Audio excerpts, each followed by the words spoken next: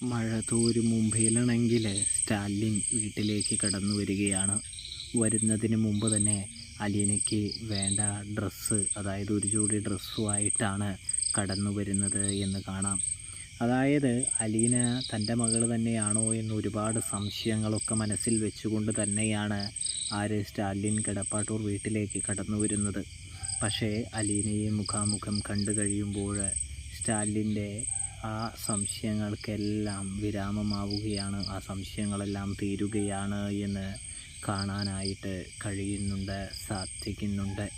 അതായത് സ്റ്റാലിൻ അലീനയെ കണ്ടതും ബാലചന്ദ്രനോട് പറയുന്നുണ്ട്, ഇവൾക്ക് എൻ്റെ അമ്മയുടെ മുഖച്ഛായയാണെന്ന്.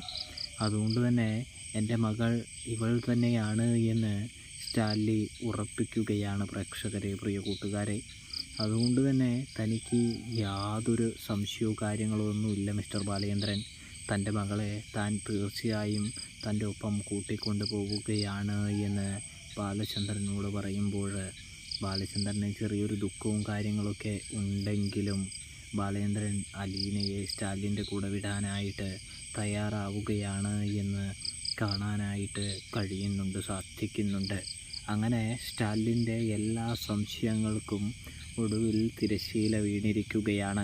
സ്റ്റാലിൻ്റെ അപ്പൻ ഔതക്കുട്ടി പറഞ്ഞിട്ടുണ്ട് സ്റ്റാലിനെ ചതിക്കാനായിട്ട് ശ്രമിക്കുന്നതാണെന്ന്. പക്ഷേ അലീനയെ കണ്ടു കഴിയുമ്പോൾ തൻ്റെ അമ്മയുടെ മുഖച്ഛായ ആണിവൾക്ക് എന്ന് തിരിച്ചറിയുമ്പോൾ നമ്മുടെ സ്റ്റാലിൻ ഒന്നുറപ്പിക്കുന്നുണ്ട്, ബാലചന്ദ്രൻ ചതിക്കാനായിട്ട് തന്നെ ശ്രമിക്കുന്നതല്ല, ബാലചന്ദ്രൻ നല്ലൊരു മനുഷ്യനാണെന്ന് സ്റ്റാലിൻ ജോസഫ് തിരിച്ചറിയുന്ന മുഹൂർത്തമാണ് പ്രേക്ഷകരെ, പ്രിയ കൂട്ടുകാരെ കാണാനായിട്ട് സാധിക്കുക.